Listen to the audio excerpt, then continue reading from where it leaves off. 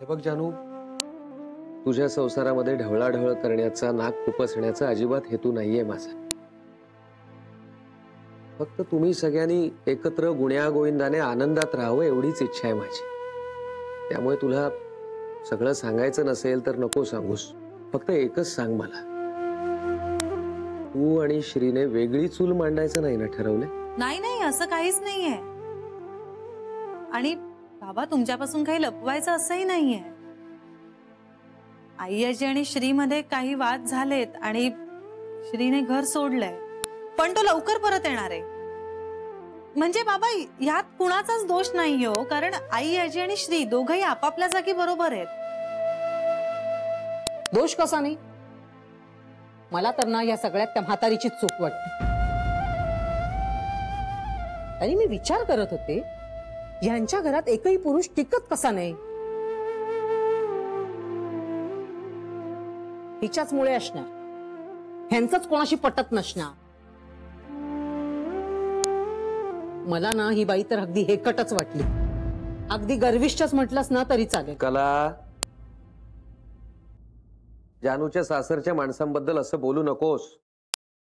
म्हणजे विशेषतः आपण त्यांना पुरेसं ओळखलेलं नसताना त्यांच्याविषयी असं बोलणं योग्य नाही. आई आई आजी अशा नाहीयेत.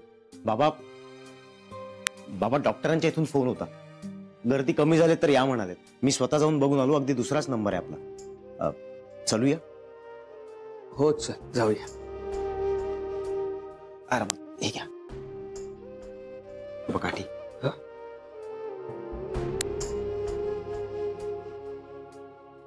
चल.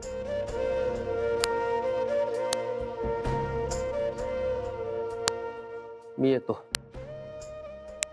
जावई बापूंची आणि घरच्यांची काळजी घे. आणखी काय सांगू, तू समंजस आहेस.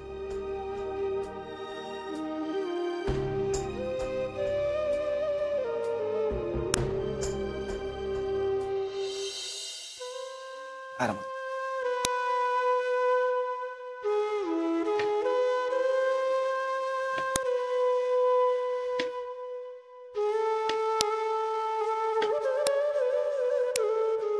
मी एक म्हटलं ना की हे दोन म्हणणारच.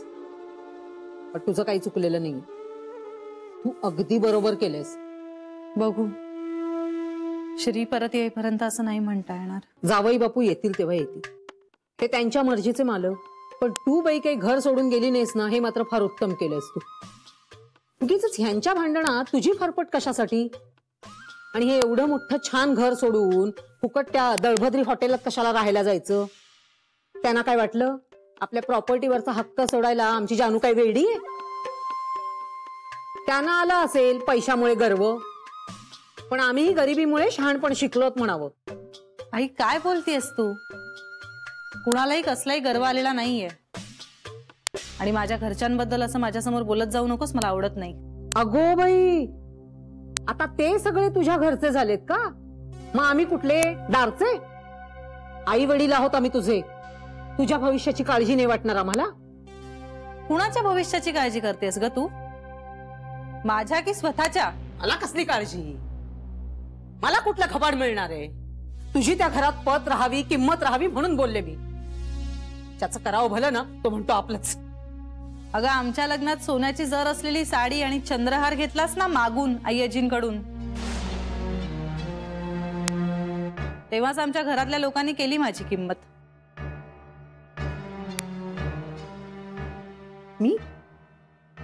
मी मागितली? आता विसरायलाही लागली आहेस का तू? नाही, पक्क लक्षात आहे माझ्या. अगदी अगदी पक्क लक्षात आहे. मी मागितली नव्हती, त्यांनी आपणहून दिली. गोखल्यांच्या विहीणबाईंचा रुबाब दिसला पाहिजे ना, म्हणून त्यांनी स्वतःहूनच दिली होती मला.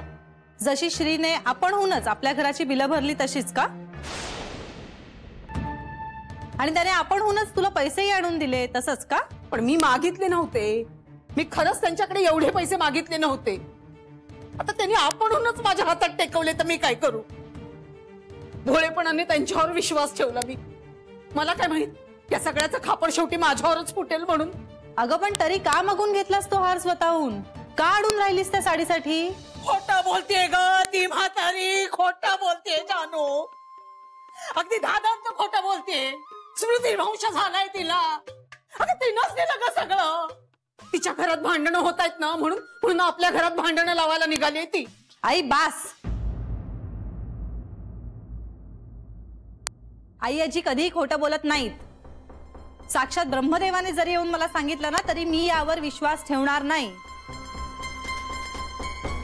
माझा जितका विश्वास आपल्या बाबांवर आहे तितकाच विश्वास आई आजींवर सुद्धा आहे. त्यामुळे त्यांच्या विरोधात बोलण्याचा प्रयत्न करू नकोस. मी ऐकून घेणार नाही. खूप मोठ्या मनाच्या आहेत त्या आई. आपल्या घरात भांडणं लावायची त्यांना गरजही नाहीये. आणि आता जनाची नाही तर निदान मनाची लाज वाटत असेल तर तो हार आणि ती साडी आई आजींना परत देऊन ये. जानू ऐक बाळा, असं काय करतेस? मी तुझी शपथ घेऊन सांगते, हे असं काही झालेलं नाहीये. आणि असं कुणीतरी काहीतरी दिलेलं ते त्यांना परत देणं बरं दिसत नाही ग. तुझी शपथ जानू. माझी खोटी शपथ घेऊ नकोस असंही म्हणता येत नाही. कारण तुला मुळात माझ्याबद्दल काही वाटत असतं तर तू अशी वागलीच नसतीस. असो, तो चंद्रहार आणि ती सोन्याची जर असलेली साडी आई आजींना परत नेऊन दे.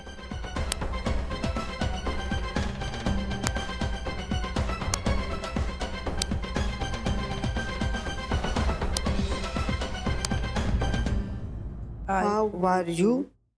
What are you doing? You drink tea. प्रत्यय कधी लावतात?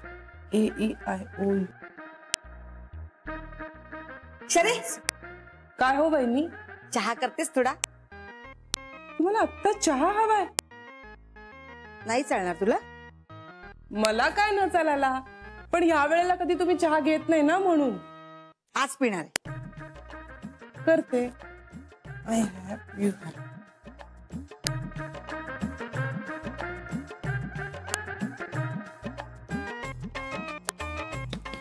हा, आलं घालू चहात? आलं? हा घाल ना. मिक्सर मधून पेस्ट करून घाल. हा, आरामात कर, काही घाई नाहीये. हा, जा.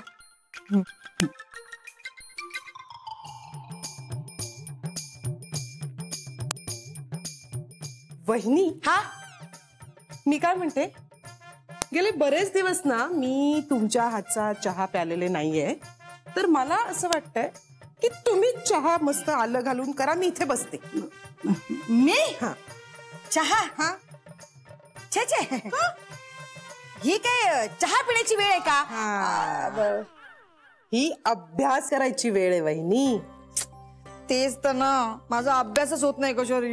माझा पण, म्हणजे जान्हवी समोर असेल ना तर होतो, पण एरवी नाही होत वहिनी.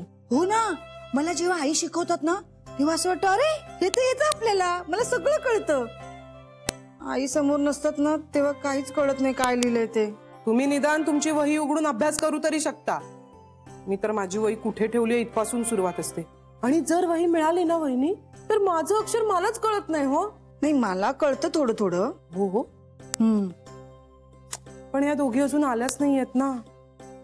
शरे, मला काय वाटतं, आपण आईंना सांगूया एक दिवस सुट्टी घ्या. तुमच्या शिकवणीसाठी आई सुट्टी घेणार होत होय? अगं अशी काय करतेस? अभ्यास कसा पूर्ण होणार? स्पर्धा जवळ आली आहे ना. बरोबर आहे, मग पण जान्हवीने सुट्टी घेतली तरी तिला घरीच थांब असं कसं म्हणायचं? हा, आई पण ऑफिस मधनं येतात ना, खूप दमलेले असतात ग. पण अभ्यास पण महत्वाचा आहे ना. मग अभ्यास तर महत्वाचा आहेच. मग आयडिया काय? आई आल्या ना की आपण आई आल्या.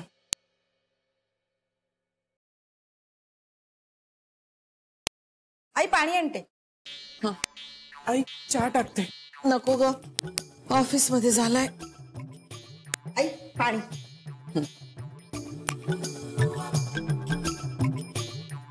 आई अजून पाणी आणू?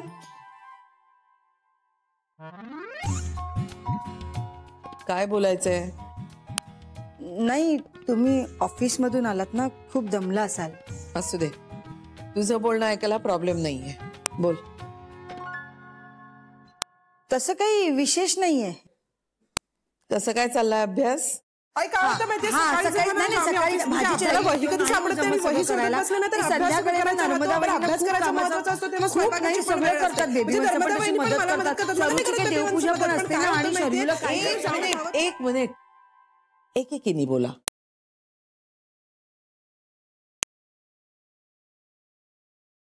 सकाळी ना नाही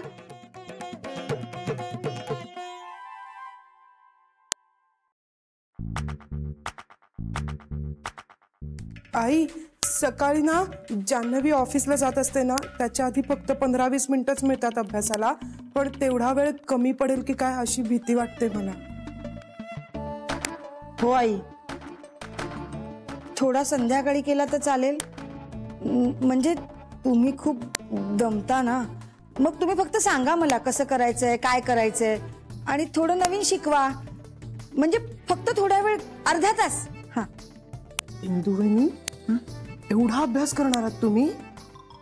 थोडक्यात तुम्हा दोघींना असं वाटतंय की तुमची फक्त सकाळची शिकवणी पुरेशी नाहीये, तुम्हाला संध्याकाळी सुद्धा शिकवणी हवी आहे. हो.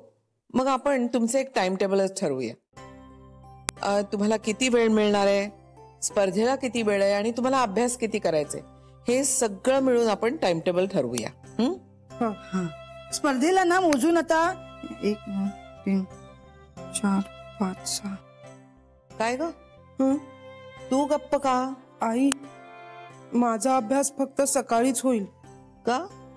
ते ऑफिस सुटल्यावर जान्हवी कधी कधी जाते ना, शरे जाते ना तिच्या बाबांना भेटायला. हा हा हं. ओ, मग असं करूया, सकाळी किमान 20 मिनिटं तुम्हा दोघींची शिकवणी झाली पाहिजे. मग संध्याकाळी तुम्ही ते वाचायचं आणि उजळणी करायची.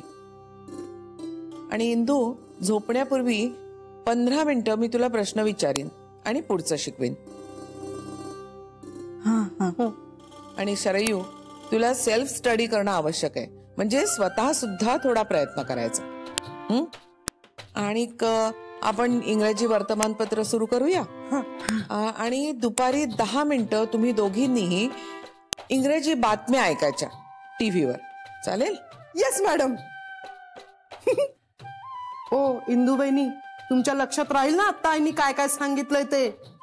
म्हणजे मी विसरते ना, म्हणून म्हटलं की तुमच्या लक्षात राहील ना आईनी काय काय सांगितलं ते. राहील राहील, सांगेन तुला कधी कधी. कधी कधी का?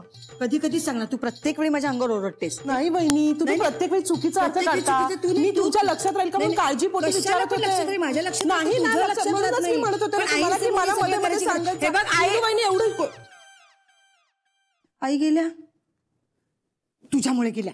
ओ तुमच्यामुळे गेल्या. तुझ्यामुळे गेल्या. तुम्ही किती ओरडत होतात तुझ्या मोठमोठ्याने. लक्षातच नाही आई समोरचा उगाच आई भांडण दमलेलं सुरुवात असतं, करते. तुम्ही कसं कुठे तरी आता दमलेलं, आता ते ऐकत तुम्ही होते ना वाटेल आता तसं बोलत शांतपणे. राहता आणि प्रत्येक वेळी वेगळे वेगळे विषय काढता. मी आणि मग- अभ्यासच करते.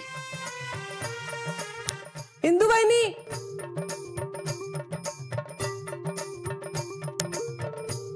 AEIOU या अक्षराने सुरू होणारे शब्द असतील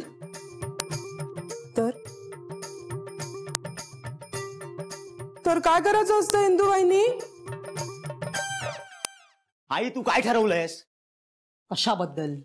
कशाबद्दल? ताईच्या लग्नात तिच्या सासरच्यांकडून चंद्रहार घेतलास, सोन्याची जर असलेली साडी घेतलीस, ते सगळं परत करण्याबद्दल.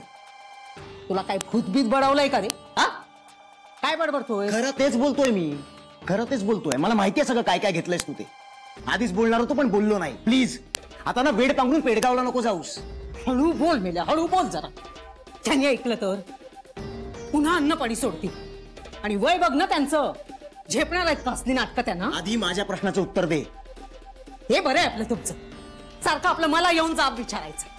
आधी तुझे बाबा होते आणि आता त्याच्यात तूही सामील झालेस. म्हणजे माझ्या नशिबात सुख म्हणून काही ते नाहीच. तू काय करायचं ठरवलं तेवढं सांग फक्त. ते माझं मी बघून घेईन. हा, तू याच्यात मध्ये पडू नकोस. तू तुझ्या नोकरी धंद्याचं बघ आणि मग मला वर तोंड करून विचार.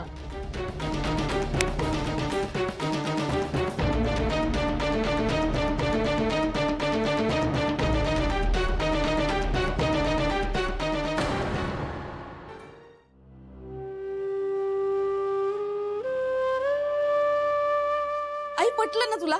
म्हणजे हत्तीचा विचार मनात यायला नको असं म्हटलं ना तरी हत्तीच डोळ्यासमोर येतो. आम्ही किती वेळा खेळलो माहिती हा गेम. आणि बेबी,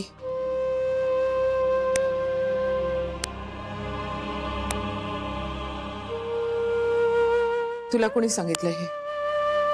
जान्हवीने. जान्हवीने?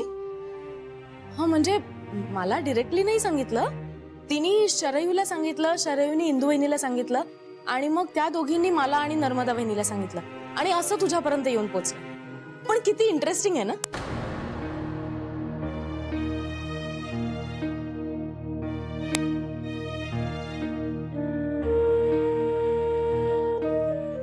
कधी सांगितलं तुला हे? म्हणजे शरयूला कधी सांगितलं माहित नाही. काल परवा सांगितलं असेल बहुतेक. पण जेव्हापासून आम्हाला कळलंय ना आमचा हा चाळाच सुरू झालाय. म्हणजे आपल्या मनातले विचार कुठल्या दिशेला जातात हेच सारखं पाहत असतो आम्ही. आणि मग आम्हाला पटलं की आपण सतत निगेटिव्ह विचार करत असतो आई.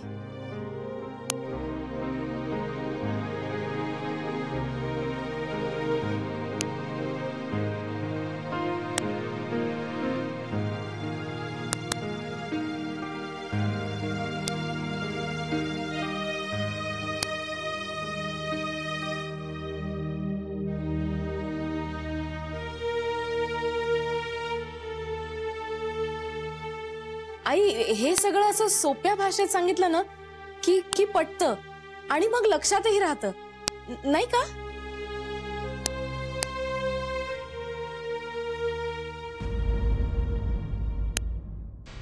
आई काय झालं? तू काही बोलत नाहीयेस.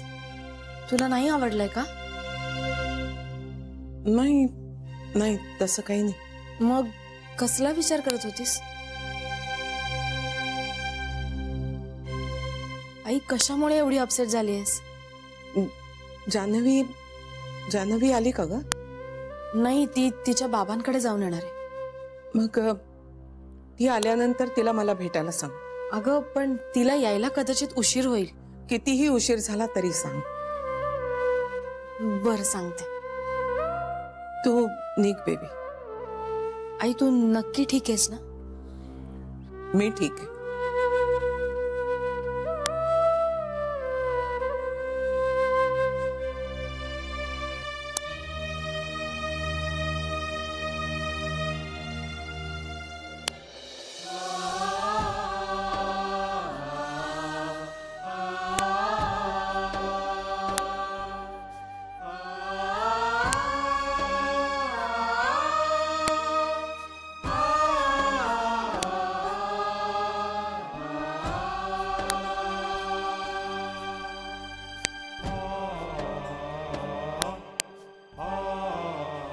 अगं तुला भास होत नाहीये.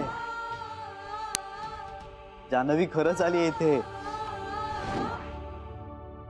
मला तुला दुखवायचं नाहीये श्री, पण तुझ्या हिताशिवाय दुसरं मोठं जगात मला काहीही नाहीये. ती मुलगी तुझ्यासाठी योग्य नाहीये. ना माझी मुलं अभिमान वाटण्यासारखी वागली ना मी नाही. आजी सांग ना मला, मी काय केलं म्हणजे माझी चूक रेक्टिफाय होईल? ते तुझं तू ठरव. आजच्या आज हे घर सोडतोय आणि जोपर्यंत मी या घरात राहून बसलेली क्रेडिबिलिटी परत मिळवत नाही, तोपर्यंत मी या घरात परत येणार नाही. तुला माहितीये आज मी आय्याजींना लॅपटॉपवर काम करायला शिकवत होते. आणि आय्याजी कितीही कठोर आहेत असं दाखवत असल्या ना तरी पण खूप गोड आहेत रे मनातून. म्हणजे अगदी फणसासारखे आहेत. बाहेरून काटेरी आणि आतून अगदी गोड. हे तू मला सांगतेस माझ्या आजीबद्दल, जिच्या बरोबर मी माझ्या आयुष्याची 28 वर्ष घालवली. अरे पण मला आत्ताच उलगडायला लागल्यात ना त्या. अरे पण नुसतं छत मिळून काय उपयोग श्री? चित्रातल्या भिंती आणि छत दिसलं तरी ते चित्रच असतं ना. श्री आणि घर माणसांनी बनतं. ती माणसं आपलं जग असतात आणि त्यालाच घर म्हणतात. बरोबर करतोय ना मी. आतापर्यंत तरी मला जे हवंय तेच घडतंय. कारण काही असो, पण आजी आणि जान्हवी मधल्या आबोल्याच्या भिंती कोसळतायत. आजी हळूहळू जान्हवीला स्वीकारायला लागली. आता त्यांच्यातली ही मैत्री अजून घट्ट व्हायला हवी. तात्पुरतं नाही, कायम स्वरूपी नातं निर्माण व्हायला हवं. आजी हळूहळू जान्हवीला स्वीकारायला लागली. आता त्यांच्यातली ही मैत्री अजून घट्ट व्हायला हवी. तात्पुरतं नाही, कायम स्वरूपी नातं निर्माण व्हायला हवं. मग त्यासाठी मला बाहेर राहावं लागलं ना तरी चालेल. वाईट ह्याचंच वाटतंय की ह्या सगळ्यात माझ्यामुळे आई आजी खूप दुखावली जाते. प्रत्येक वेळी माझ्या वागण्यामुळे नव्यानं धक्का बसतोय तिला. तिच्या नजरेत माझ्याबद्दलचा अनोळखीपणा दिसायला लागलाय. वागण्यात एक प्रकारची साशंकता जाणवते.